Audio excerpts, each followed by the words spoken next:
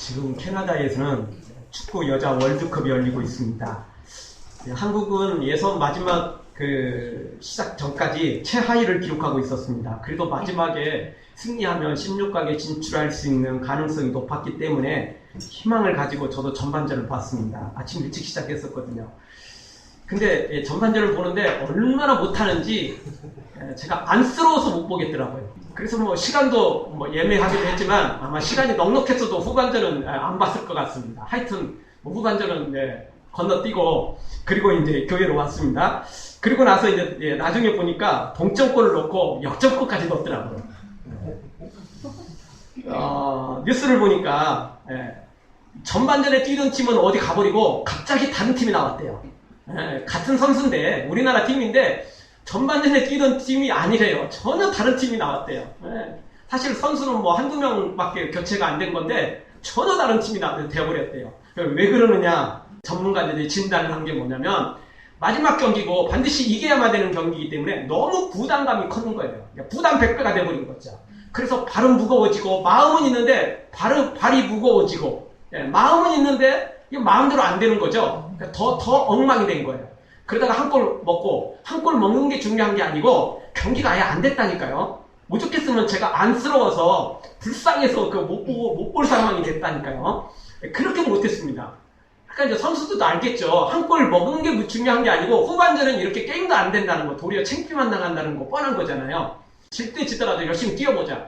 이제 포기를 한 거예요. 그러니까 너무 부담 가졌던 걸 이제는 어떻게 해볼 수가 없다. 창피라도 당하지 말자. 이기면 더 좋겠지만 창피라도 당하지 말자. 그런 마음으로 마음을 착 내려놓고 부담감을 내려놓고 뛰다 보니까 갑자기 다른 팀이 되어버린 거예요. 그래서 동점골을 넣고 역전골까지 넣었다는 거죠. 제가요 하이라이트 장면을 몇 번 봤습니다. 전반전 보면서 제가 또 불쌍히 여겼던 거죠. 속지 않은 마음으로 하이라이트를 여러 번 좀 봤습니다. 스포츠도 그렇고 다른 어떤 것도 마찬가지입니다. 실력이 있어도 자만하면 문제가 생기는 거고 또 실력이 없는데 부담감까지 가지면 아무런 일이 할 수 없는 겁니다. 우리가 시험을 보더라도 너무 당황하면 아무 생각 안 납니다. 그냥 머리가 하얀 백지 상태가 돼버리죠. 안 그래도 실력도 없는 데다가 당황까지 해가지고 백지 상태 되면 어떻게 시험을 제대로 치를 수 있겠어요. 아주 복잡해지는 거죠. 우리 여자 월드컵 팀도 마찬가지였습니다. 부담 100배 때문에 전반전엔 최악의 경기를 했었고 그리고 또 완전히 절망적인 상황에 빠졌지만 그거 내려놓으니까 완전히 달라진 팀이 되더라는 겁니다. 그래서 결국은 승리를 했습니다. 그래서 월드컵 첫 승도 거두고 16강도 진출하고 아주 그냥 격경사가 생겼습니다. 바라기는 우리의 이런 모든 삶 속에서도 이런 역전시키는 삶이 우리 앞에 펼쳐지기를 간절히 소망합니다. 이렇게 전혀 다른 후반전이 펼쳐지듯 우리의 앞날 인생에도 인생의 후반전이 이렇게 놀라운 기적으로 일어나는 은혜가 있기를 주의 이름으로 축원합니다. 정말 우리의 삶 속에서도 이렇게 저주가 축복으로 바뀌고 재앙이 이렇게 놀라운 기적으로 바뀌는 그런 삶이 되기를 소망합니다. 오늘 성경의 요셉이 바로 그런 삶을 살았습니다. 종으로 팔리고 그리고 어렵게 가정 총무까지 오르는 듯 했으나 다시 누명을 쓰고 왕의 감옥에 갇혀버리는 신세. 왕의 감옥에서도 왕의 측근을 해몽해주고 예언해줘서 풀려나는가 싶었는데 그 사람이 복귀하자마자 요셉은 깡그리 잊어버렸죠. 그래서 요셉은 아무것도 할 수 없었고 그렇게 또 왕의 감옥에서 3년이 흘러가 버리게 됩니다. 정말 요셉은 안 돼도 너무 안 되는 사람, 이렇게 재앙이 겹치고 또 겹칠 정말 그런 사람 찾기도 어려운 상황에 빠지고 말았습니다. 그러나 오늘 성경부터 놀라운 일이 시작됩니다. 드디어 하나님이 움직이셨습니다. 사실 그 전에도 하나님은 일하고 계셨습니다. 종으로 팔리는 중에서도 다른 집이 아니라 보디발의 집에 팔리고 또 보디발의 집에서 비록 누명을 썼지만 어쨌든 보디발 입장에서 보면 자기 아내를 강간하려는 사람 아니에요. 그런 것은 왕의 감옥에 가둘 게 아니고 곧바로 사형시켜버리는 겁니다. 그냥 분노가 이렇게 올라오는데 그걸 종인데 아니 이 평민도 아니고 종인데 그걸 누가 이리저리 사정 봐주겠습니까? 그런데 요셉이 거기서 감옥에 갇힌 정도만 해도 그건 기적 중의 기적인 것입니다. 그래서 이미 하나님은 요셉을 위해 일하고 계셨습니다. 다 준비하고 계셨던 거죠. 왕의 측근이 잊어버린 것도 사실 그것도 하나님이 일하고 계신 거였습니다. 언제를 위해서? 이때를 위해서. 오늘 이게 바로를 만나도록 하나님이 그렇게 인도하고 계셨던 것입니다. 어쨌든 하나님이 하시는 일은 전부 대박입니다. 하나님이 하시는 일은 시시하거나 별 볼 일 없는 일은 하지 않으신다는 것입니다. 우리에게 향하신 하나님의 계획들은 크고 놀랍고 위대한 것이기 때문에 그렇습니다. 우리가 감히 상상할 수 없을 만큼 놀라운 일들이기 때문에 그렇습니다. 우리에게 향하신 여호와의 진실하심이 크고 크고다 크시도다 크고 크도다 크시도다. 사랑하는 성도 여러분, 여러분까지 지금까지 왔던 삶과 전혀 다른 인생의 후반전이 오늘 요셉처럼 놀랍게 시작되기를, 기적이 일어나기를, 저주가 재앙이 바뀌어 축복으로 기적으로 펼쳐지기를 주의 이름으로 축원합니다. 자, 그러면 오늘 성경을 통해 저주를 축복으로 바꾸는 비결이 무엇입니까? 이 기적의 삶을 살기 위해 우리가 요셉처럼 알아야 되고 우리가 실천해야 될 것들이 있는데 그것이 뭐냐는 것입니다. 첫 번째로는 계시의 해석은 하나님만이 가능하다는 사실을 우리가 분명히 믿고 확신하고 그리고 살아가야 된다는 것입니다. 영적인 것은 하나님 외에는 아무도 모른다는 겁니다. 세상에서 아무리 지혜롭고 세상에서 아무리 똑똑해도 영적인 것은 무지하다는 사실을 인정할 줄 알아야 된다는 겁니다. 세상에서는 하나님의 흉내도 낼 수 없다는 겁니다. 천국의 흉내도 낼 수 없다는 사실을 우리가 인정할 때 이 놀라운 인생의 후반전이 기적의 후반전이 시작될 수 있다는 것입니다. 많은 사람들은 자신들이 뭔가 대단한 일을 이루면 자신이 똑똑하고 잘난 것으로 착각에 빠지는 경우가 있습니다. 물론 똑똑한 사람 많습니다. 잘난 사람 참 많습니다. 그러나 아무리 똑똑하고 잘났어도 하나님과 비교하면 아무것도 아닙니다. 아무것도 아니죠. 태양이 문제가 아니라 저 불빛 앞에 반딧불보다도 못한 존재들입니다. 티도 안 납니다. 티도 안 나는 거죠.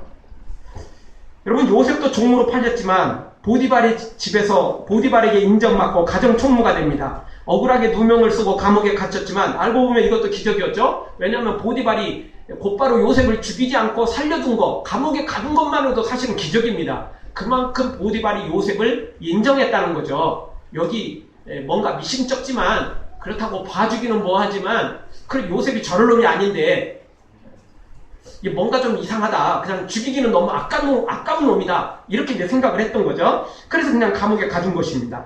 그리고 나서도 왕의 측근이 왕에게 조금 잘못 밉보여서 잠시 감옥에 가두잖아요. 그때도 보디발이 요셉으로 하여금 그 두 명의 측근들을 수종들게 만듭니다. 감옥에 보냈어도 보디발이 요셉을 귀히 여겼다는 이야기죠.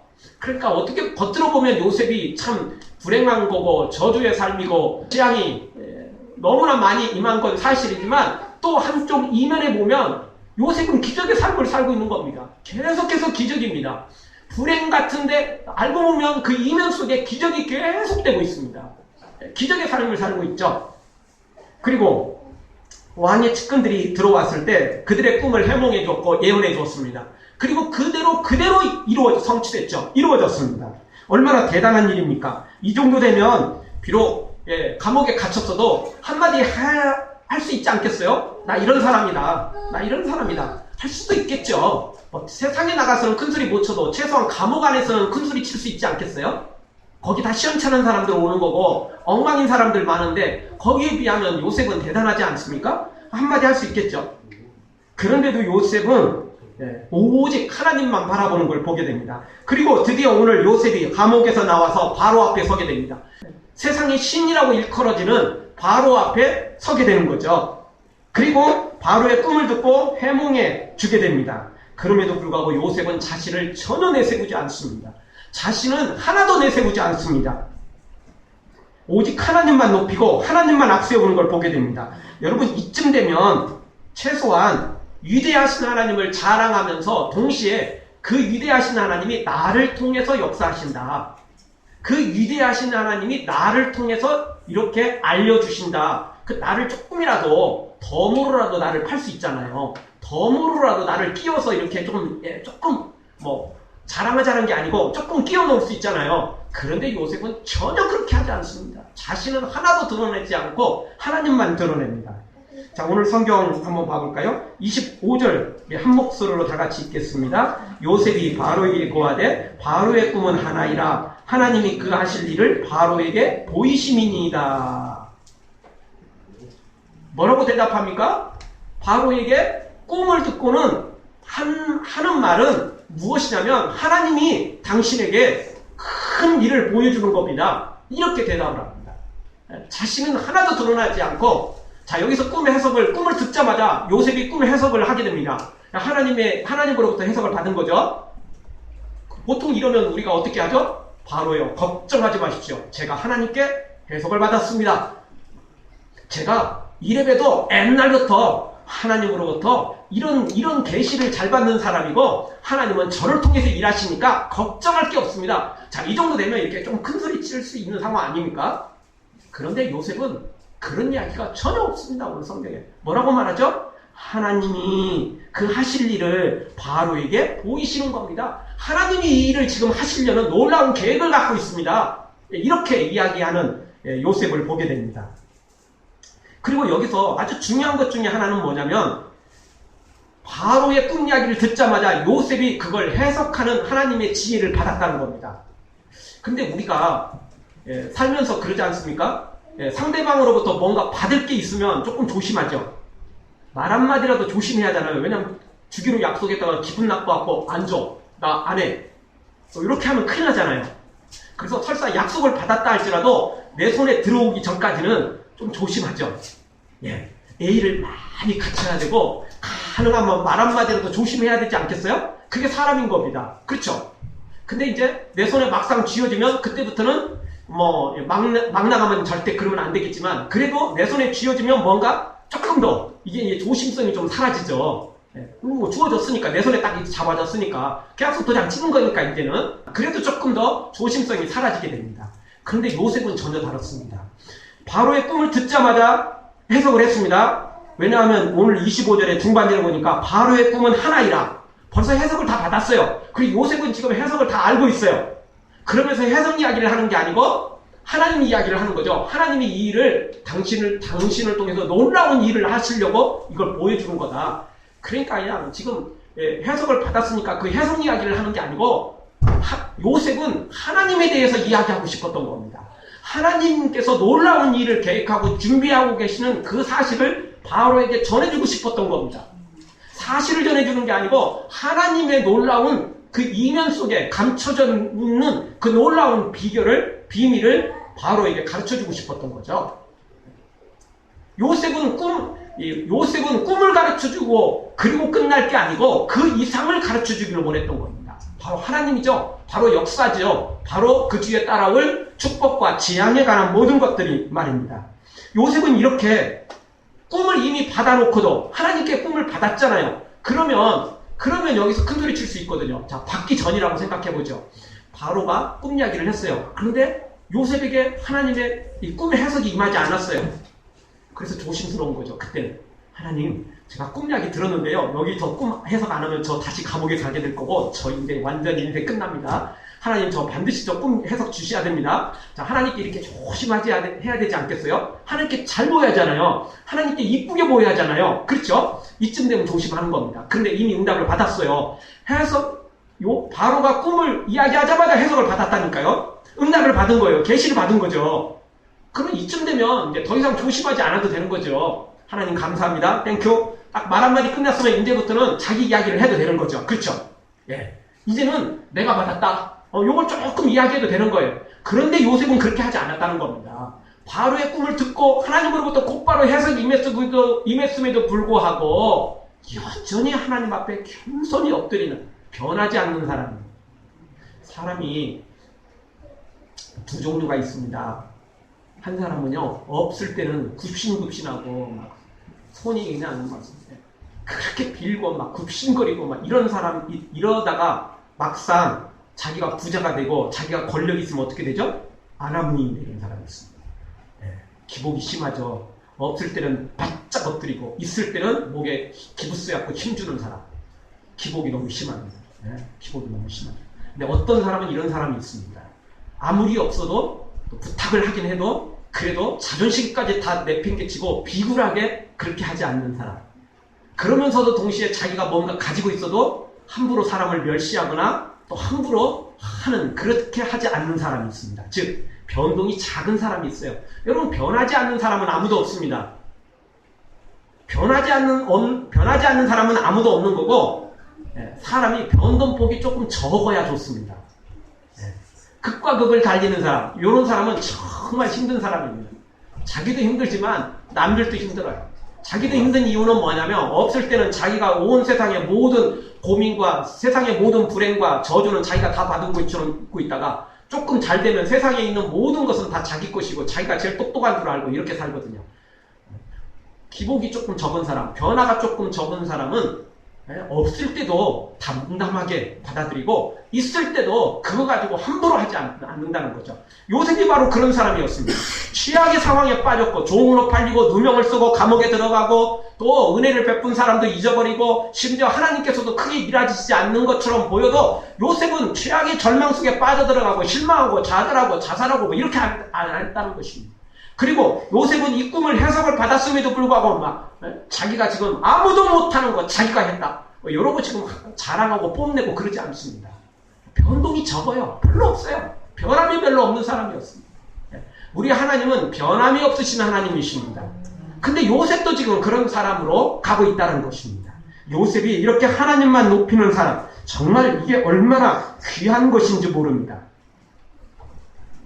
사랑하는 성도 여러분, 요셉처럼 이렇게 하나님만 100% 높여야 됩니다. 하나님만 앞세우고 하나님만 높일 때, 하나님만 앞세울 때 우리의 삶에 기적이 시작되는 것입니다. 나를 내려놓고 내가 하겠다는 생각 내려놓고 하나님께 맡겨드리면 하나님이 드디어 놀랍게 역사를 시작하시는 것입니다. 사랑하는 성도 여러분, 요셉처럼 이렇게 자신을 나타내지 말고 오직 하나님만 높이고 나타내어서 하나님이 우리의 인생길을 새롭게 기적으로 바꾸시는 역사가 있기를 주의 이름으로 축원합니다. 두 번째, 요셉이 이렇게 기적의 삶을, 재앙을 축복으로 이렇게 바꾸는 놀라운 삶을 산 이유가 무엇입니까? 그것은 하나님만이 재앙과 저주를 바꿀 수 있다는 사실을 믿었고 또 그것을 전했기 때문에 그렇습니다. 요셉은 이 해석을 받고도 차분하게 담담하게 바로에게 꿈을 해석해 줍니다. 단순한 해몽이 아니었죠. 왜냐하면 이게 단순한 꿈이 아니라 개꿈이 아니라 계시였기 때문에 다른 사람은 아무도 할 수 없었던 겁니다. 그래서 애굽의 그 유명한 박사들도 전혀 해몽을 할 수 없었던 거죠. 자, 오늘 성경의 시대는 BC 19세기 시절입니다. 그러니 얼마나 오래됐습니까? 지금으로부터 4,000년 전입니다. 그러니 얼마나 오래된 이야기입니까? 옛날 이야기 중에서도 진짜 옛날 이야기라고 할 수 있는 거죠. 자, 그러나 이 당시가 옛날 이야기니까 고리타분하고 지혜도 없고 지식도 없고 기술도 없고 정말 그냥 원시인이라고 생각하시면 안 됩니다. 무슨 뭐 석기시대라고 생각하시면 곤란합니다. 왜냐하면 이 시대에 애굽은 무엇을 만들었습니까? 피라미드를 만들었습니다. 여러분 지금 우리나라 사람들이 참 건축을 대단하게 잘하거든요. 그런데 우리나라 회사에게 저 피라미드와 동일한 피라미드를 만들어라고 이런 과제를 줬다고 쳐보죠. 여러분 그게 쉽겠습니까? 하긴 하겠죠. 당연히. 왜 못하겠어요. 그러나 절대 그 쉬운 공사 아닙니다. 여러분 피라미드가 무슨 장난감도 아니고 모래성사 하는 것도 아니고 뭐 흙 가지고 하나 지금 무슨 그냥 깨작깨작 하는 것도 아니고 엄청난 건데요. 그거 쉽겠습니까? 첨단 장비를 동원하고도 그게 쉽지 않은 것입니다. 그런데 그런 피라미드를 단 합치의 오차도 없이 정확하게 그 엄청난 것을 만들어내는 사람들이 바로 이 시대 사람들이었습니다. 그만큼 수학적으로 대단하고 그만큼 기술도 대단했다는 이야기입니다. 이거 애국 사람들 지금 이 당시에 지금 옛날 이야기니까 형편없다고 생각하시면 안 됩니다. 엄청난 지혜를 가지고 있었고 엄청난 기술을 가지고 있고 엄청난 수학적인 이 지식과 기술을 가지고 있다라고 봐야 되는 것입니다. 자, 이런 사람들, 이런 박사급들, 이런 정말 대단한 지식인들이 가득가득 있던 동네가 바로 이 애굽이었는데, 자, 이런 사람들 중에 지혜가 없어서 지식이 부족해서 바로에게 해몽 하나 못하겠어요? 여러분, 우리말에 이런 말이 있죠. 꿈보다 해몽이다. 그게 뭔 말이겠어요? 말 그대로 꿈은 해석이 사실 불가능한 거예요. 완벽한 해석을 누가 할 수 있겠어요? 여러분, 누가 해몽을 했다고 치죠? 야, 그거 정답이다. 야, 그거 오답이다. 누가 결정을 내릴 거예요? 여러분이 할 수 있습니까? 없어요. 말 그대로 꿈이라는 것은 정답이 없는 거예요. 해몽이라는 건 정답이 없어요. 그 뭐가 정답이죠? 그럴듯한 사람이 정답이에요. 제일 그럴듯한 해몽이 제일 좋은 해몽이고 제일 정답이에요. 그래서 꿈보다 해몽이 좋은 거예요. 그러니 바로가 꿈을 꿨어요. 애굽의 박사들, 술객들, 지식인들 꽉 찼는데, 아니 한마디 못하겠어요? 할 말이 없었겠어요? 할 말 많죠. 그리고 조금 다르더라도 다 변명할 수 있잖아요. 그렇지 않아요? 꿈이라는 건 원래 해몽이라는 게 그런 거거든요. 아니 뭐 내일 이런 일이 생기겠다, 뭐 그렇게 이야기한 겁니까? 그런 거 아니거든요. 그런 거 아니거든요. 그래서 다 한마디 할 수 있어요. 그런데 아무도 바로에게 해몽을 못합니다. 이유는 바로가 꿈을 두 가지나 꿨기 때문에 그렇습니다. 하나만 꿨으면 적당하게 이야기를 해볼 수 있을 텐데 두 가지를 꿨어요. 근데 그 두 가지가 서로 연결이 안 돼요. 두 가지가 정말 가만히 생각하면 두 가지가 비슷한 것 같은데, 왜냐하면 한 번 꿈을 꿨다가 다시 정확한 꿈을 꾼 거거든, 두 번째. 그래서 비슷한 것 같은데 전혀 연관이 안 돼요. 그래서 그걸 해결할 수가 없어요. 해몽을 할 수가 없었던 거예요. 그 누구도. 왜냐하면 너무나 구체적인 거거든요. 일곱 암소, 일곱 이삭, 그것도 살찌고 좋은 암소 이삭에다가 또 그 다음 나갔을 때는 아주 흉악한 암소, 뼈쩍 마른 암소, 그리고 아예 말라버린 이삭, 이것도 7개, 7마리 딱 이러는데 어떻게 해석을 할 수가 없는 거예요. 그냥 뭐 앞에는 뭐 2마리였다가 뒤에는 3마리였다가 뭐 왔다 갔다 해야 좀 해몽도 쉽잖아요. 그런데 그게 아니라 딱 7마리, 딱 7 이삭, 그것도 나중에 꿈도 또 7마리, 7 이삭, 이러니까 해몽이 불가능했던 겁니다. 이게 전혀 해몽을 할 수가 없었던 거예요. 왜? 잘못했다가 죽는 수가 있으니까. 너무 이게 구체적인 꿈이고, 그러니까 구체적인 해몽을 할 수밖에 없었던 거죠. 아무도 할 수 없었어요. 근데 요셉은 이걸 해몽을 하죠. 왜냐하면 요셉은 하나님께 받았기 때문에, 계시였고 그 계시를 받았기 때문에 가능한 것입니다. 너무 정확한 해석을 하죠. 구체적으로 말입니다. 26절 이하에 보면 7 암소와 7 이삭은 각자 7년을 뜻한다. 정확히 가르쳐줍니다. 그리고 좋은 암소와 좋은 살찐 이삭은 7년의 풍년을 뜻한다. 그리고 이 흉악한 소와 마른 이삭은 이 7개는 7년의 흉년을 뜻한다. 그래서 무슨 일이 벌어지냐, 앞으로 7년 동안 풍년이 될 거고 그 다음이 끝나고 나면 7년 동안 흉년이 될 것이다. 그런데 그냥 풍년 들었다가 흉년 들으면 뭐 똑같은 7년이고 똑같은 7년이니까 그냥 쌤쌤하면 되는 거 아니냐, 뭐 이 정도가 아니고 나중에 오는 흉년이 너무 커서 아무리 7년 동안 앞부분에 7년이 풍년이 들었어도 소용없다. 나중에는 다 죽는다. 멸망 나간다. 살 사람이 아무도 없다. 이렇게 되는 겁니다. 비 하나도 오지 않고 7년 동안 아무것도 거두지 못하니까, 수확을 못하니까 살 수 없게 되는 상황이 맞는 거죠. 그래서 요셉이 이렇게 정확하게 해몽을 해줍니다. 해석을 해주죠. 오늘 성경 32절을 한번 읽겠습니다. 32절 다 같이 읽습니다. 바로께서 꿈을 2번 겹쳐 꾸신 것은 하나님이 이 일을 정하셨습니다. 속히 행하시리니. 아멘. 요셉은 지금 꿈 해석이 중요한 게 아니고, 해석보다 더 중요한 건 하나님께서 놀라운 일을 계획하시고 그걸 가르쳐줬다는 겁니다. 지금 그걸 이야기하고 있는 겁니다. 저주가, 불행이 우리 앞에 지금 닥쳐져 있는데 이걸 바꿀 수 있는 분은 하나님밖에 없다. 그리고 그 하나님이 가르쳐줬다. 그러니까 하나님을 제대로 믿고 하나님 앞에 엎드려라. 그러면 이 재앙을 바꿀 수 있다. 이 운명을 바꿀 수 있다. 운명을 바꾸기 위해서 하나님이 이렇게 꿈을 준 거다. 그것도 2번씩이나 꿈을 준 것은 하나님께서 이걸 바꿀 수 있는 힘이 있고 또 바꾸기를 원하신다. 이걸 가르쳐 준 거라는 겁니다. 그래서 요셉은 꿈의 해몽으로 끝나지 않아요. 그걸로 끝나지 않습니다. 그게 주 목적이 아니었기 때문에 그렇습니다. 해몽만 해주면 되는 거거든요. 비슷하게 해몽만 해주면 살 수 있는 거고, 요셉도 자기 집으로 돌아가면 되는 거고. 그런데 그게 아니었던 거죠. 요셉은 꿈의 해몽이 중요한 게 아니고 하나님의 일을 이루기를 원했던 겁니다. 그래서 하나님만이 저주를 바꾸고 운명을 바꾸고 재앙을 바꿀 수 있는 분이라는 사실을 구체적으로 가르쳐주는 걸 보게 됩니다. 사랑하는 성도 여러분, 우리 인생에 닥친 재앙과 저주는 오직 하나님만이 해결할 수 있음을 굳게 믿고 긴가민가 하는 것에 투자하지 말고 믿자 본전이다 그렇게 엉터리로 살지 말고 확실한 하나님, 100% 믿을 만한 우리 하나님, 이 하나님께 맡겨서 기적으로 바꾸는 여러분들의 삶이 되어지길 주의 이름으로 축원합니다. 마지막 세 번째로 요셉이 이렇게 기적으로 이렇게 놀라운 역전을 이루는 것은 무슨 이유 때문입니까? 그것은 아는 것도 중요하지만 실천이 더 중요하다는 사실을 분명히 알고 있었습니다. 여러분 해석을 원했고 해몽만 하면 되는 거거든요. 요셉도 그 정도면 다 끝날 수 있습니다. 그런데 아까도 말씀드렸던 것처럼 요셉은 꿈 해몽이 중요한 게 아니었어요. 바로에게 적당히 칭찬 좀 받고 그리고 풀려나서 이제 종에서 해방되고 자기 집으로 달려가면 될 것 같은 그런 걸로 끝나지 않습니다. 요셉은 그 이상을 하나님께서 놀라운 일을 이루시는 그 일을 이루시기를 원했던 거죠. 그래서 구체적으로 가르쳐 줍니다. 구체적인 방법을 제시해 줍니다. 구체적인 시행사치까지 아주 구체적으로 가르쳐 줍니다. 그래서 오늘 34절 이하에 보니까 총리를 한 명 세우고 그 다음에 각 성마다 관리를 세우고 그리고 그 풍년 될 때마다 5분의 1을 거두고 그리고 창고를 짓고 차근차근 저장을 해놓고 그리고 이 일을 진행해야 된다 이렇게 말합니다. 바로에게 그 사실을 정확히 가르쳐주는 것입니다. 순종해야 된다는 겁니다. 실천을 해야 된다는 것입니다. 아는 것으로 끝나는 것이 아닙니다. 7년 풍년이 들겠죠. 그렇다고 떵떵거리면서 풍성하게 먹고 즐기고 놀고 잔치 벌이다가는 7년 후부터는 죽게 된다는 거죠.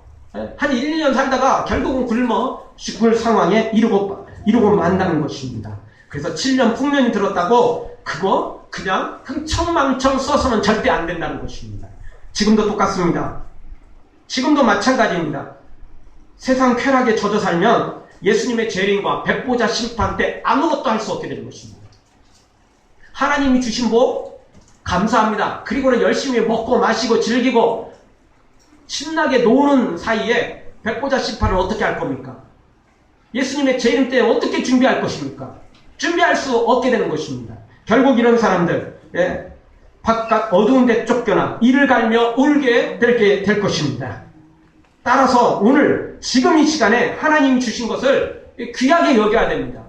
저축해야 되고 허리끈을 졸라매고 근신하면서 기도해야 되고 헌신하고 충성해야만 되는 것입니다. 왜? 하나님이 그냥 주신 게 아니고 그렇게 하라고 주셨기 때문에 그렇습니다. 그럼 하나님 주신 물질 하나님 위해 사용해야 됩니다. 거룩한 은을 위해 사용해야 됩니다. 하나님 주신 건강 주님 위해 사용해야 됩니다.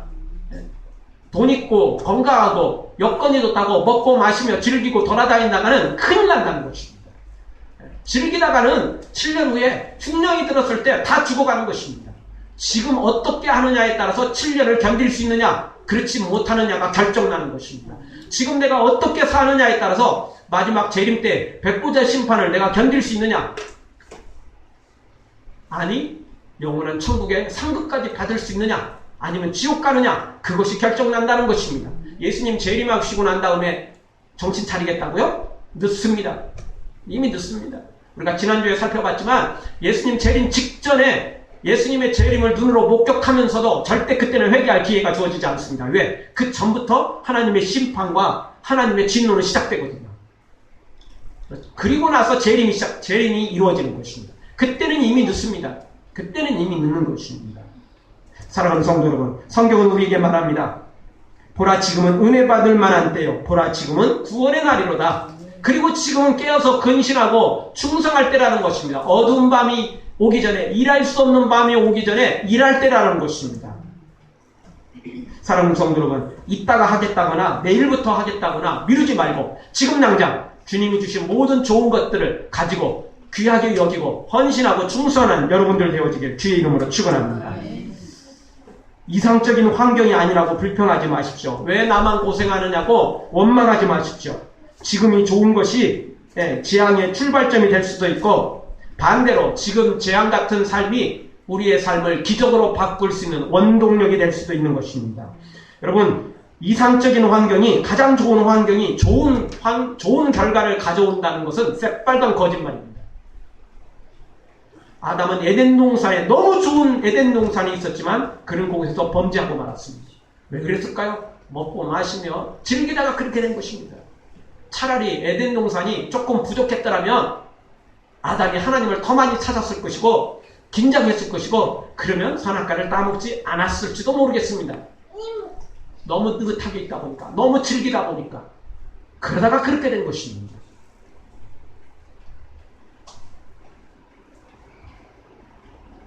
반대로 지금 어렵고 힘들다고 포기할 필요가 없습니다. 끝나기 전까지는 끝난 것이 아니기 때문에 그렇습니다. 하나님이 역사하시면, 하나님이 개입하시면 놀라운 인생의 후반전이 시작될 수 있기 때문에 그렇습니다. 기적과 같은 일이 벌어지는 것입니다. 그 사람이 아닌데, 그 팀이 아닌 것 같은데, 똑같은 팀인데 그 팀이 아닌 것처럼 전혀 다른 삶이 시작될 수 있는 것입니다. 하나님이 하시면 되는 것입니다. 요셉이 오늘까지는 감옥에 갇혀 있었고, 그동안은 재앙이 겹쳤었고, 그동안은 저주가 겹쳤었고, 그동안은 불통했지만 오늘부터 놀라운 기적이 시작됩니다. 오늘부터 놀라운 일이 벌어지기 시작합니다. 아무도 알 수 없는 일입니다. 하나님이 하시면 이 놀라운 일이 시작되는 것입니다. 사랑하는 성도 여러분, 지금 어렵다고 힘들다고 포기하지 말고, 절망하지 말고 끝까지 하나님을 바라보십시오. 하나님은 저주를 바꿀 수 있고 운명을 바꿀 수 있고, 하나님은 이 놀라운 영적 세계를, 그리고 우리의 앞날을 주관하시는 하나님임을 굳게 믿고 그렇게 순종하며 실천하며 헌신하며 나아가서 이 기적을 맛보기를 주의 이름으로 축원합니다. 힘을 내세요, 힘을 내세요. 주님이 손잡고 계시잖아요. 주님이 나와 함께함을 믿는다면 어떤 역경도 이길 수 있잖아요. 사랑하는 성도 여러분, 아무리 힘들고 어려워도 포기하지 말고 요셉처럼 우리 하나님만 믿고 따라가서 재앙을, 저주를 축복으로, 기적으로 바꾸는 여러분들 되어지기를 주의 이름으로 축원합니다. 아멘. 기도하겠습니다. 우리 동성으로 한번 기도할 때 주님